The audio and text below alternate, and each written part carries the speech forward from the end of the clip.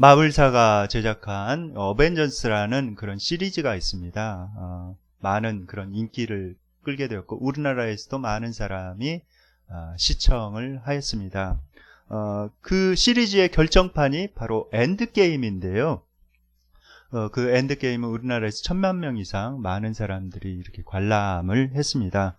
거기에 보면은 이제 악당 타노스가 나옵니다. 악당 타노스가 나와서 5개의 돌을 이렇게 수집을 합니다. 그 5개의 돌을 가지면은 아주 절대적인 파워를 가지게 됩니다. 그래서 악당 타노스가 5개의 돌을 수집해서 이 세상에 있는 생물의 생명체의 절반을 없애버리려고 그 돌을 이제 수집을 합니다. 그래서 이제 그 5개의 돌을 드디어 모아가지고 자신이 가지고 있는 건틀렛에 그 5개의 돌을 다 끼워 맞히는 거예요. 이제 그 5개의 돌을 끼워 맞추고 나서 손가락을 딱 튀기면은 이제 우주적인 재앙이 오는 것입니다. 전 우주의 생명체의 절반이 사라져버리는 그런 어마어마한 재앙이 이렇게 오는 거예요. 그런데 그 5개의 돌을 건틀렛에 넣고 이렇게 튀기려는 순간에 아이언맨이, 우리의 주인공 아이언맨이 나타나가지고 그 돌을 다 뺏어가죠. 뺏어가가지고 이제 아이언맨이 자신의 건틀렛에 그것을 넣고 이제 튕깁니다. 손가락을 튕기는데, 그런데 이제 이 튕기는 순간 어마어마한 재앙이 내릴 것이다 라고 사람들이 기대하고 있었는데, 그런데 전혀 우리의 예상과는 다른 장면이 이렇게 펼쳐집니다. 악당이 다 괴멸되어 버리고 그 다음에 세상이 굉장히 평화로운 그런 세상이 딱 도래하는 것입니다. 굉장히 거기에 굉장한 반전이 있었죠. 오늘 본문에도 이와 비슷한 장면이 이렇게 나옵니다. 여기 보면은 이제 녀석 재앙이 지나가고 마지막에 이제 나팔 재앙이 이렇게 나와 있죠. 그리고 오늘 말씀에도 보면은 이제 화가 있으리로다라고 큰 소리로 외쳤습니다. 그래서 이제 마지막 나팔 재앙, 이제 7째 나팔이 울려지면은 어마어마한 재앙이 이 땅에 내려올 것이다 라고 사람들이 생각하고 있는데 반전이 일어납니다. 7째 나팔을 불었는데 그런 어마어마한 재앙이 일어나기에 앞서서 굉장히 평화로운 장면이 이렇게 나옵니다. 그거는 요한계시록 오늘 본문 15절 말씀을 다 함께 읽어보겠습니다. 시작. 7째 천사가 나팔을 불매 하늘에 큰 음성들이 나서 이르되 세상 나라가 우리 주와 그의 그리스도의 나라가 되어 그가 세세토록 왕노릇 하시리로다 하니. 네. 이제 7번째 나팔이 불려오면 전무후무한 재앙이 닥쳐올 것이다 라고 생각하고 있었는데 장면이 천상으로 딱 이동을 합니다.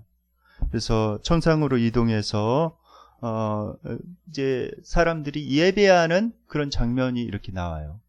세상 나라가 우리 주와 그의 그리스도의 나라가 되어 세세토록 왕노릇 하리로다 라는 그런 외침과 경배의 소리가 있습니다. 여기에 보면은 이제 세상 나라가 우리 주와 그리스도의 나라가 되어라고 이렇게 됐는데 이게 되어라는 그런 단어를 잘 살펴볼 필요가 있습니다. 그 되어라는 단어 헬라어로 이렇게 살펴보면은 에게네토라고 이렇게 돼 있어요. has become 해가지고 과거형 동사, 과거 완료형으로 이렇게 되어 있습니다. 그러니까 그리스도의 나라가 될 것이다가 아니라 이미 그리스도의 나라가 되었다라는 그런 선언입니다. 이미 그리스도가 나라가 되어서 이제 예수님께서 세세토록 왕노릇 할 것이다 이렇게 이야기를 하고 있어요. 그러니까 이 장면에서는 이미 이루어진 그리스도의 나라를 우리에게 보여주고 있는 것입니다. 그 순간이 우리에게 오는 것이에요. 그리고 그리스도가 왕이 되어서 세세토록 이제 왕노릇 하실 것이다 라고 선포하고 있습니다. 우리나라 대통령이 이제 임기가 5년이죠. 5년. 많은 후보들이 우리나라 대통령이 되겠다고 열심히 지금 명절도 뒤로 하고 열심히 코로나 시국에서도 많은 사람들을 만나면서 어떻게든 표심을 잡아보겠다고 이렇게 노력을 하고 있습니다. 5년 동안에 그런 권력을 잡기 위해서 그렇게 하는 것이죠. 그런데 이 5년 안에 그런 권력은 그냥 지나가 버리죠. 5년이 지나면은 그 모든 권력을 내려놓고 이제 떠나야만 합니다. 그럴 수밖에 없어요. 미국도 마찬가지예요. 미국 예전에 이 트럼프 대통령이 미국의 대통령이 되어서 천하를 이렇게 호령하면서 굉장히 그 권세를 자랑을 했습니다. 그런데 4년이 딱 끝나자 그 모든 권세를 내려놓고 이렇게 떠날 수밖에 없었던 거예요. 세상의 권력이 다 그런 것이죠. 위세등등한 그런 로마도 어느 순간 그런 권력을 다 내려놓을 수밖에 없는 것이죠. 그러나 예수 그리스도의 그 권세는, 하나님의 권세는 소멸되지 않는 영원한 권세라는 것입니다. 이 권세는 소멸되지 않는다는 거예요. 절대 권력을 하나님께서 가지고 계신다는 것입니다. 그래서 이제 하늘에서 큰 소리로 이러한 그 하나님의 위엄과 그 권위를 하나님 앞에 이렇게 큰 소리로 외쳐서 선포를 하고 하나님 앞에 영광을 올려드립니다.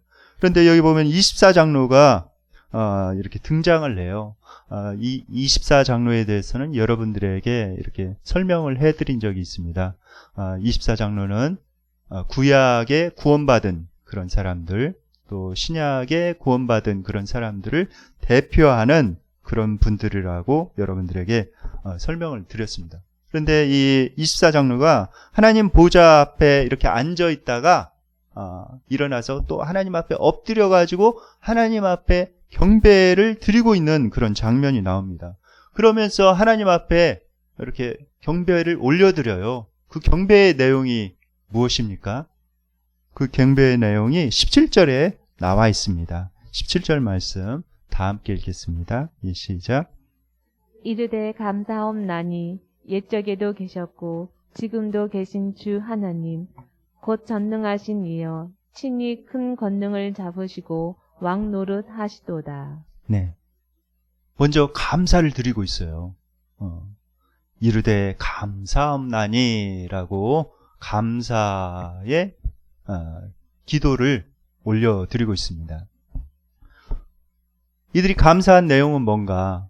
이들이 계속해서 기도했죠. 또 순교자들도 기도하고 이들도 하나님 앞에 기도를 했습니다. 하나님 아버지, 이 땅에 공의가 무너졌습니다. 언제 그 정의를 세워주실 것입니까? 그리고 언제 우리의 기도에 응답해 주실 것입니까? 하나님의 나라는 언제 이루어집니까? 라고 계속해서 기도했는데 이제 그 하나님의 나라가 이루어진 것이에요. 그러니까 그 하나님의 나라가 이루어진 것에 대해서 하나님 앞에 감사하면서 나아가고 있는 것입니다. 여러분들, 우리가 하나님 앞에 기도하고 있는 그런 내용들 언젠가는 이루어질 그런 때가 있다는 거예요. 그것을 보면서 우리도 감사할 그런 날이 있습니다. 그리고 우리가 하나님 앞에 기도하는 그런 내용들, 예수님 안에서 그것을 하나님의 뜻대로 기도했다면, 그것이 하나님의 뜻이 분명하다면은, 그리고 예수님의 이름으로 그것을 우리가 하나님 앞에 기도했다면은 반드시 그 기도는 떨어지지 않고 응답이 됩니다. 내가 포기하지 않고 믿음으로 그것을 붙들고 기도하며 나아가면은 하나님께서 반드시 그 기도를 들어주세요. 요한복음 15장 7절에 주님께서 이렇게 약속하셨기 때문입니다. 다 함께 읽어볼까요? 시작. 너희가 내 안에 거하고 내 말이 너희 안에 거하면 무엇이든지 원하는 대로 구하라. 그리하면 이루리라. 예수님께서 이렇게 약속하셨기 때문에 그렇습니다.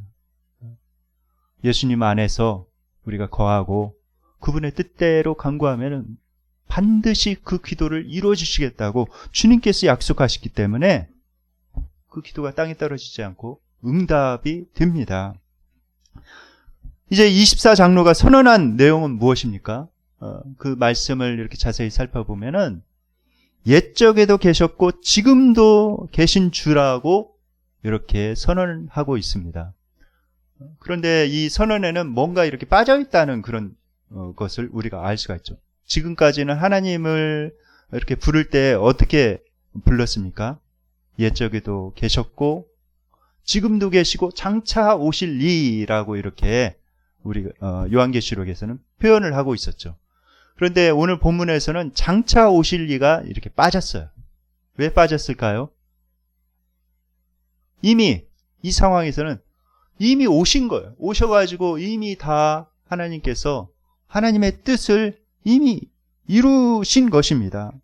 그러니까 이 장차 오실 이, 우리가 기대하고 있던 소망의 주님, 이 땅에 임하시고 재림하실 그 주님, 오셔가지고 이 땅을 다시 다 통치하실 그 주님, 그 주님이 소망의 주님으로 우리는 이렇게 바라보고 있는데 이때는 그 소망이 다 이루어진 것입니다. 이미 오셔서 통치하고 있기 때문에 장차 오실이라는 그런 부분을 뺀 거예요. 이미 소망이 완성되었기 때문에.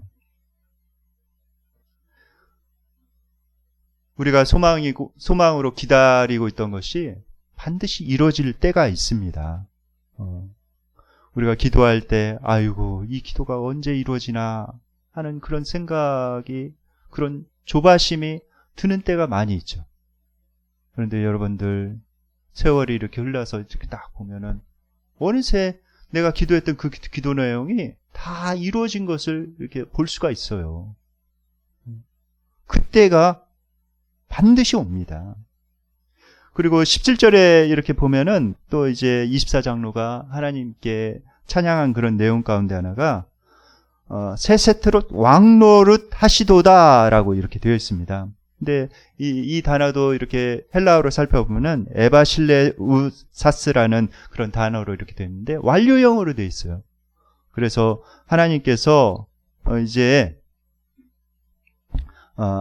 완료형으로 되어 있지 않고 이 단순 과거형으로 되어 있습니다.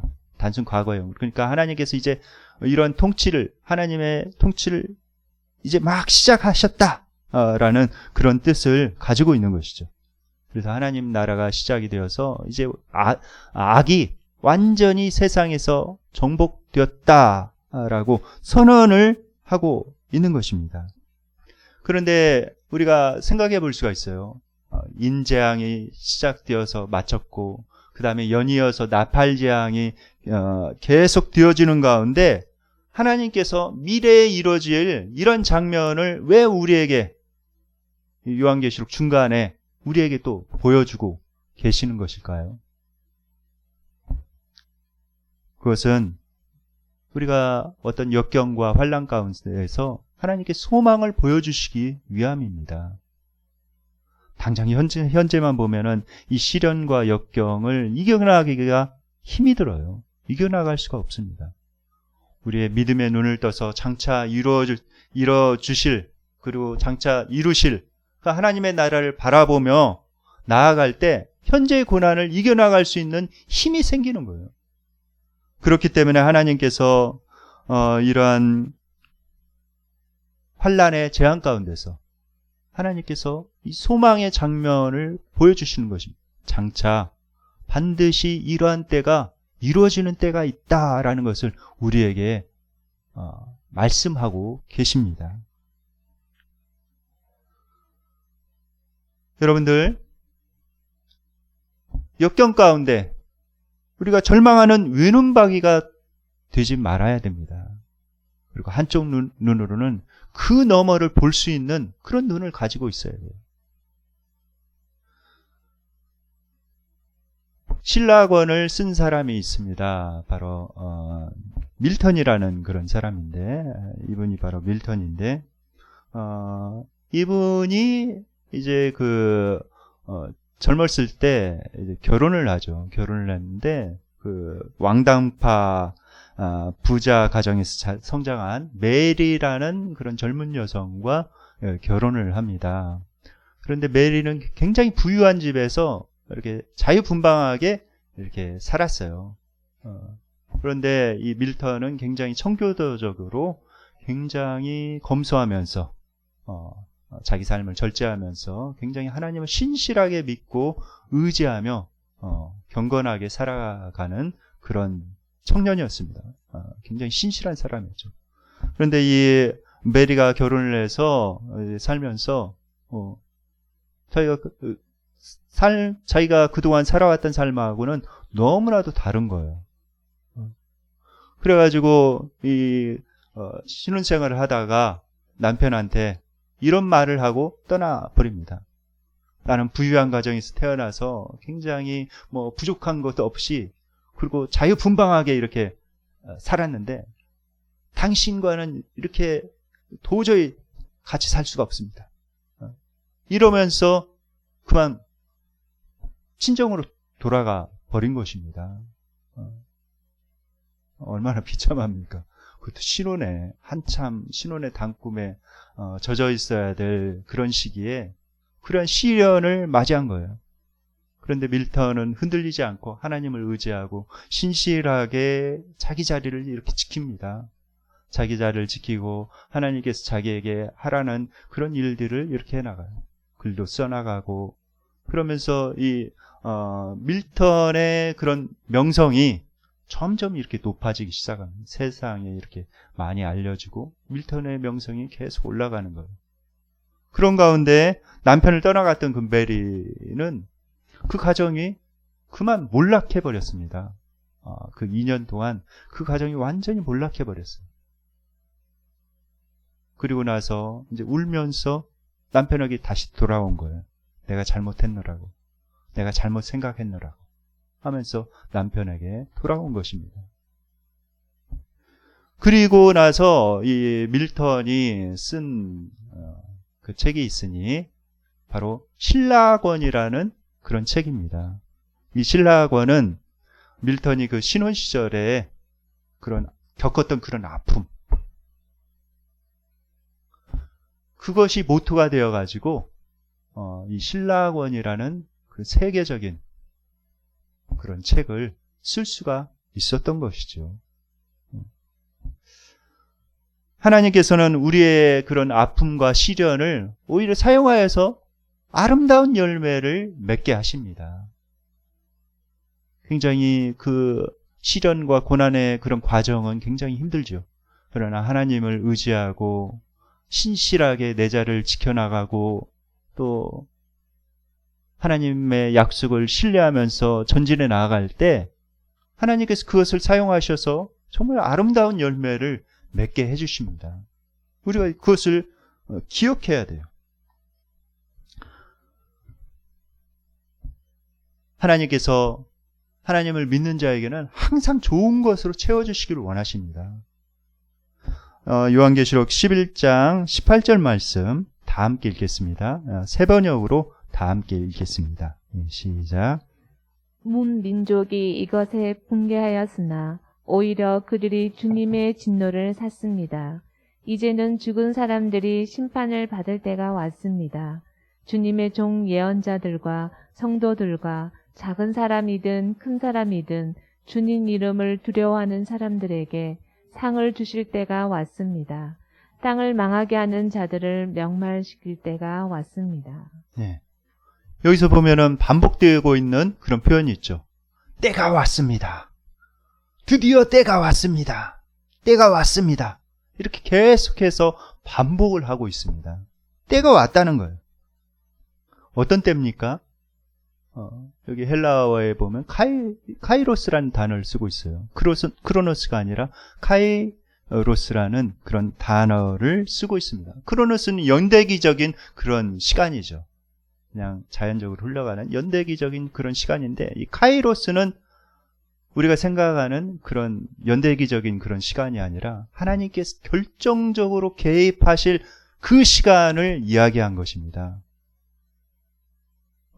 우리말로 얘기하자면은 느낌 오게 얘기하자면 D-Day래, D-Day. 작전 개시일. 하나님께서 작정하신 그 작전 개시일이 드디어 왔습니다. 라고 선언을 하고 계십니다. 여러분들 기도하다가 낙심하시지 마시기 바랍니다. 하나님께서 약속하신 그 작정하신 D-Day가 있어요. 카이로스의 날, 작정 계실 그 날이 있습니다. 그 날이 언제인지는 우린 모르지만은 하나님께서 하나님의 마음속에 그 날을 딱 지정하고 내가 그때 개입하리라 이렇게 계획을 세우고 계시는 거예요. 그러니까 그 D-Day가 되기까지 우리가 인내하면서 끝까지 믿음으로 전진해 나가야 됩니다. 기도하다가 낙심하지 말아야 돼요. 그러나 여러분들, 예수님께서 오실 때 세상에서 믿음을 볼 수 있겠습니까?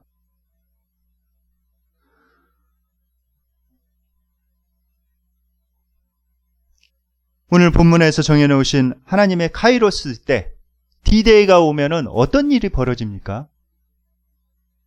오늘 본문에 보면은 어떤 일이 벌어지는지 거기에 기록이 되어 있습니다. 첫 번째는 하나님을 불순종하고 하나님을 대적하는 그 사람들을, 이 땅을 어지럽히는 사람들은 하나님의 진노를 사 심판을 받아서 멸망당하는 그 날입니다. D-Day가 불신자들에게는, 그리고 하나님을 불순종하고 거역하는 자들에게는 심판의 날인 거예요. 그러나 하나님을 경외하는 사람들에게는 그날은 복의 날입니다. 하나님께서 복을 주시는 그런 날이고, 하나님께서 약속하신 그 약속을 온전히 이루어 주시는 그 날이 바로 D-Day입니다. 그러니까 우리 믿는 사람들에게는 그날이 우리에게는 굉장히 복된 날이에요. 그날이 오기만을 잘 우리가 기다리면서 인내하면서 믿음을 잘 지켜 나가야 됩니다. 상을 받는 날이에요. 그날은. 상을 주시는데 어떤 사람에게 주시는가? 여기 나와 있죠. 주님의 종 예언자들에게 먼저 상을 주신다, 이렇게 말씀하고 있습니다. 하나님의 말씀을 전하고 하나님의 뜻을 전하는 그 사람에게 하나님께서 상을 주시겠다, 이렇게 나와 있죠. 그 다음에 성도들에게 상을 주시겠다, 이렇게 기록이 되어 있습니다. 그리고 특이한 것은 작은 사람이든 큰 사람이든 이 믿음을 지키는 자에게 상을 주겠다라고 이렇게 나와 있습니다. 그런데 우리가 순서를 이렇게 잘 이렇게 살펴보는 것이 필요해요. 잘 살펴보면은 큰 자가 먼저 나온 것이 아니라 작은 자가 먼저 나온 것을 볼 수가 있습니다. 왜 그랬을까요? 왜 작은 자를 먼저 이렇게 성경에 기록하고 있을까요? 그 이유가 있어요. 누가복음 16장 10절에 보면은 예수님께서 이렇게 말씀하셨습니다. 다 함께 읽어볼까요? 시작. 지극히 작은 것에 충성된 자는 큰 것에도 충성되고, 지극히 작은 것에 불의한 자는 큰 것에도 불의하니라. 그러니까 하나님께서 이렇게 보실 때 크고 작은 것이 문제가 아니라는 거예요. 나에게 맡겨주신 그거, 오히려 큰 것은 누구나 열심히 하려고 하죠. 크고 사람들이 알아주고 사람들의 이목이 쏠리고 그런 것은 누구나 열심히 하려고 합니다. 그 일을 이렇게 맡겨놓으면은. 왜냐하면 사람들의 이목이 주목되어 있기 때문에 그렇죠. 진짜 승부는 어디에서 나는가? 하나님께서 어떤 사람을 진짜 이렇게 보는가? 지극히 작은 것, 사람들이 주목하지 않고 작게 보이는 거, 그 작게 보이는 그거, 나에게 맡겨진 그 소인, 그 누구도 잘 알아봐 주지 않는 그 지극히 작은 것 하나를 내가 충성하고 있는가? 정말 하나님을 사랑하는 마음으로, 정말 하나님께 충성하는 마음으로 그 지극히 작은 것 하나를 내가 잘 충성하고 잘 감당하고 있는가? 그것을 하나님께서는 보신다는 거예요. 그렇기 때문에 오늘 본문에 바로 작은 자가 큰 자보다 먼저 기록이 되어 있는 것입니다. 그러니까 나에게 맡겨주신 그 직분을 잘 감당해야 돼요. 그것이 지극히 작은 것이라 할지라도 나에게 맡겨주신 그런 직분을 잘 감당해 나가야 됩니다. 지극히 작은 것처럼 보이는 나의 삶의 자리, 하나님께서 지키라고 나에게 맡겨주신 그 삶의 자리, 그 자리를 잘 지켜야 돼요. 나에게 맡겨주신 그 소임을 이 땅에 내가 잘 충성도에 잘 감당해 나가야 됩니다. 하나님께서는 그것을 굉장히 크게 보십니다.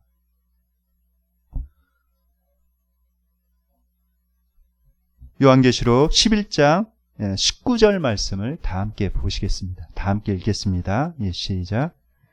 이에 하늘에 있는 하나님의 성전이 열리니 성전 안에 하나님의 언약궤가 보이며 또 번개와 음성들과 우레와 지진과 큰 우박이 있더라.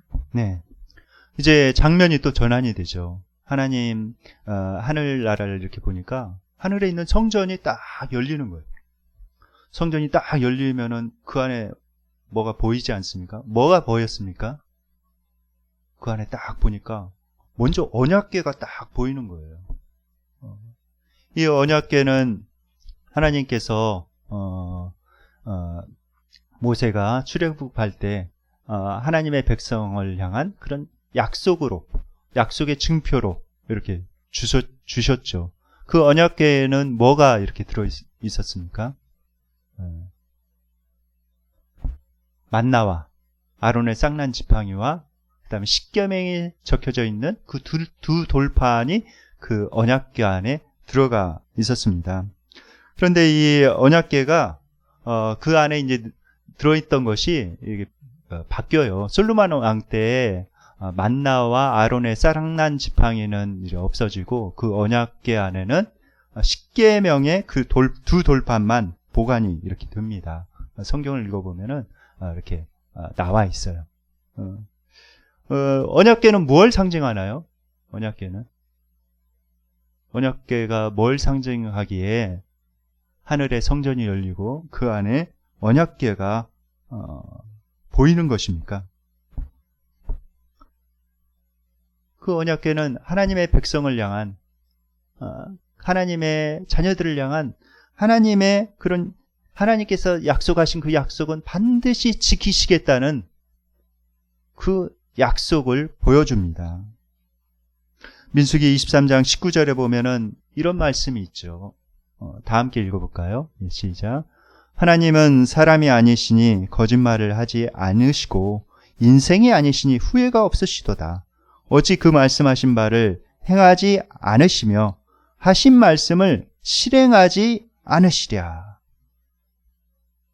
하나님께서는 하나님께서 약속하신 그 약속을 반드시 지키시겠다는 거예요. 사람들처럼 금세 자기의 한 말을 바꿔버리고 그 말을 지키지 않는 그런 존재가 아니라는 것입니다. 요새 많은 사람들이 이렇게 대통령이 되려고 수많은 그런 공약을 막 이렇게 내세우죠. 근데 그 공약을 어떻게 실천할 건가 이렇게 많이 걱정이 됩니다. 막 퍼주겠다는 거예요, 많이. 그 많은 재원들을 어떻게 동원할 것이며 이런 생각이 이렇게 들죠. 실제로 대통령 되어서 그 공약을 다 지키는 사람은 지금까지 찾아본 적이 없습니다. 다 지킨 사람은 하나도 찾아본 적이 없는 것 같아요. 그런데 하나님께서는 약속하신 그 공약, 약속하신 그 언약을 100% 다 지키시는 그런 하나님이십니다. 믿으십니까? 여러분들, 그러니까 정말 중요한 것은 성경을 읽을 때 하나님의 약속을 찾으세요. 하나님께서 약속하신 수많은 약속들이 성경에 들어가 있습니다. 그래서 신약, 구약, 그렇죠.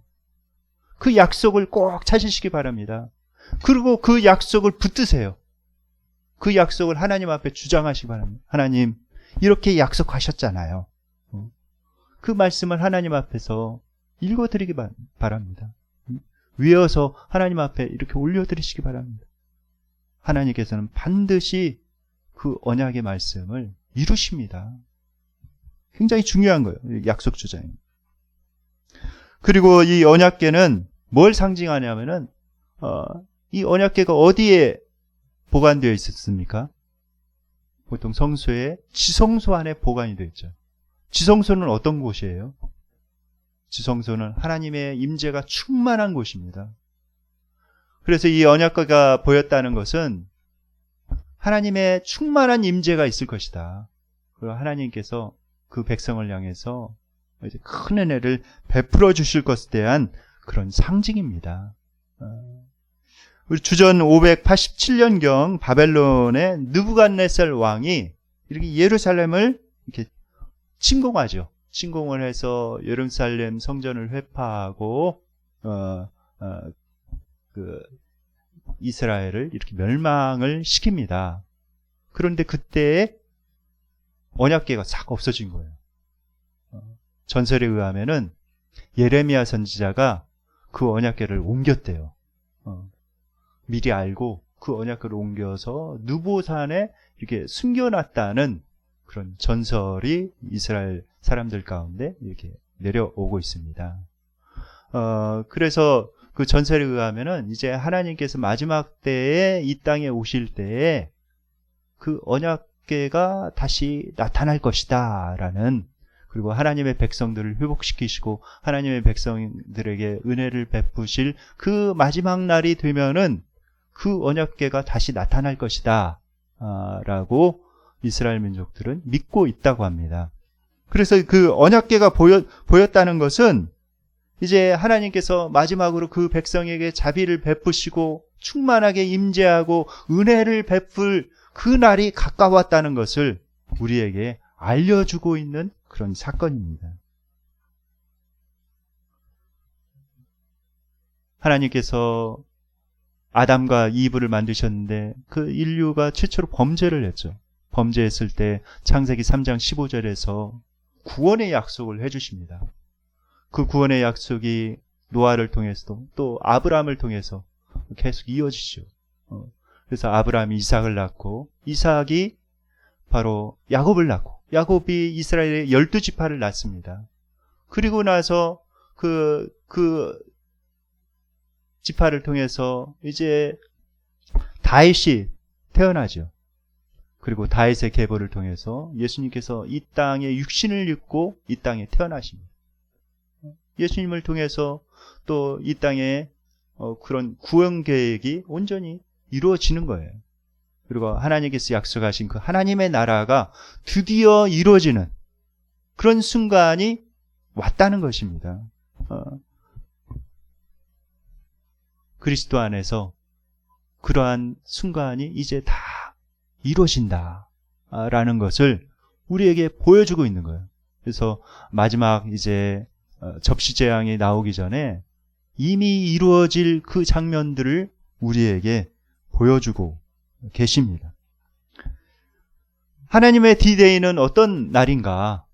하나님의 D-Day는 하나님의 백성들에게는 굉장한 큰 축복을 받는 날이고 은혜를 받는 날이고 약속을 온전히 누려받는 그런 날입니다. 굉장히 소망의 날이죠. 그러나 하나님을 거역하고 하나님을 믿지 않는 이들에게는 심판을 받는 날이에요. 하나님을 믿지 않은 그 불신의 죄, 또 자기 마음대로 살아갔던 그런 죄, 이 땅에 수많은 죄를 행했던 그 죄에 대해서 심판을 받는 날이 바로 그 하나님의 D-Day입니다. 오늘 본문에 보면 19절에 여기 이제 또 이제 성전이 열리고 그 안에 또 다른 것들이 보이는데, 언약궤 말고 다른 게 보이는데 무엇이 보입니까? 번개가 보이죠. 요란한 소리가 들리고 천둥 소리가 들리고, 그 다음에 뭐가 보여요?